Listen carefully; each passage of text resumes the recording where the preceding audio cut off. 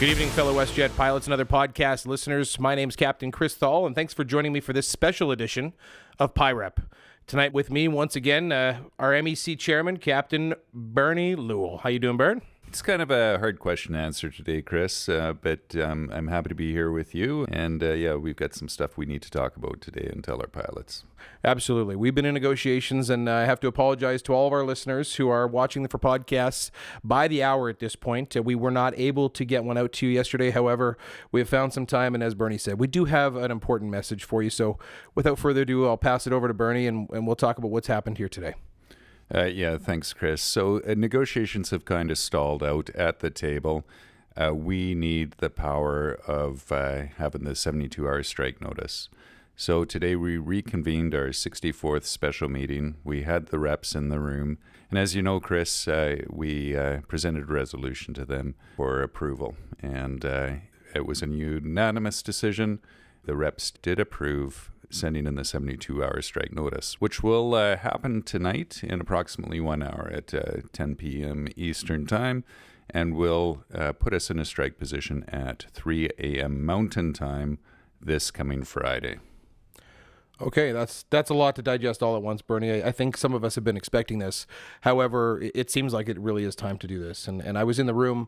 Can you add some color what that room was like? It's not a conversation that we took lightly. In fact, it was very somber as it affects many other people here at WestJet, not only our pilots who deserve a contract that we've been fighting for quite some time, but a lot of the other frontline staff who we are so attached to, our fellow coworkers throughout the entire network.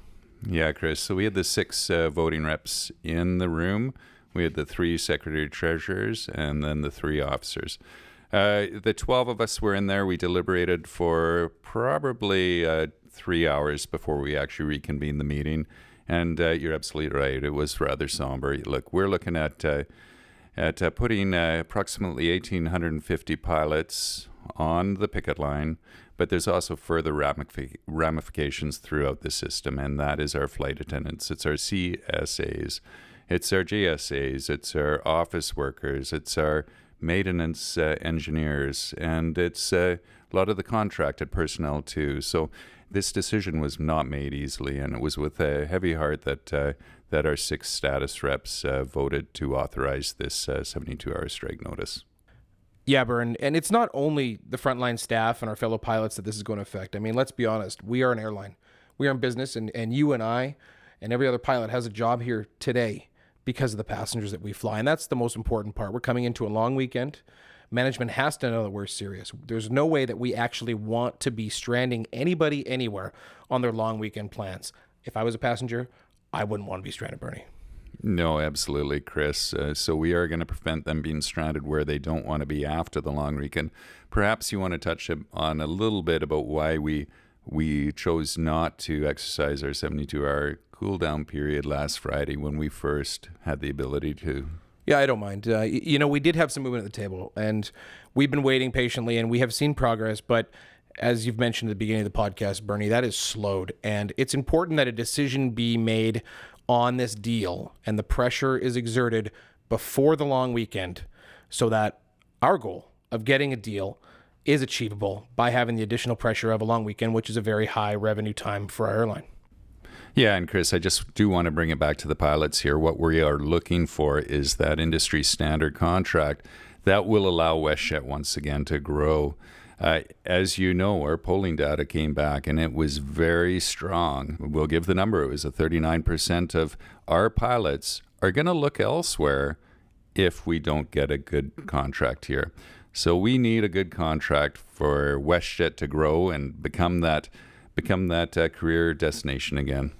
And as pilots keep leaving, Bernie, it's important to note that while the CEO is saying we're still attracting, we're still filling ground schools, what's not being said, this is not a simple math equation of pilots leaving and pilots coming, because the pilots coming, they're leaving right away. They are not sticking around.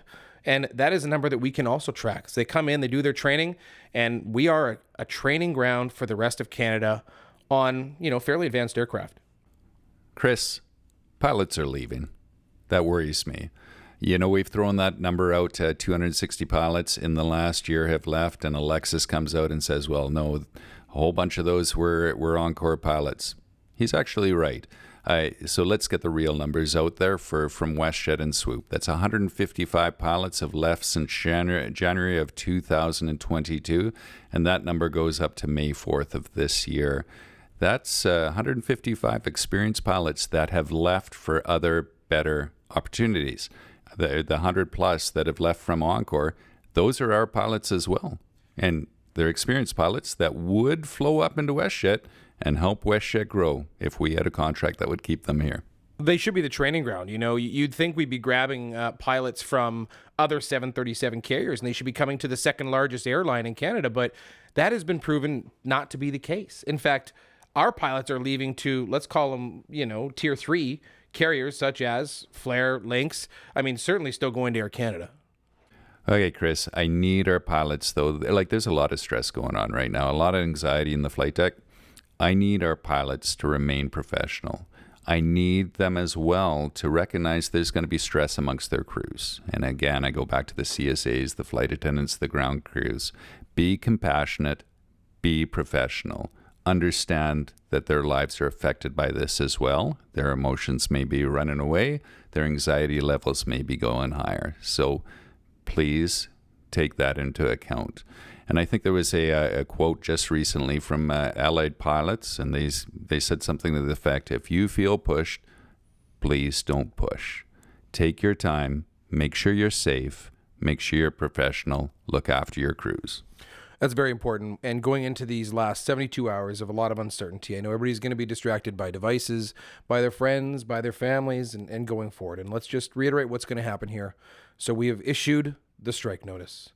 The company is on notice that this pilot group is ready, willing, and able to go on strike. We are ready, Bernie, and this is very serious. And we are going to be negotiating. Our negotiators are available 24/7 at the table over the next 3 days. And when there is a lot of uncertainty, like we talked about in the last podcast, I'll go back to what you just said. We need to stay focused. We're going to give you as much information as possible. Stay tuned. Know that we have every single pilot's best interest, and that includes not just WestJet pilots, North American pilots. And thank you for joining us on this special edition of PIREP.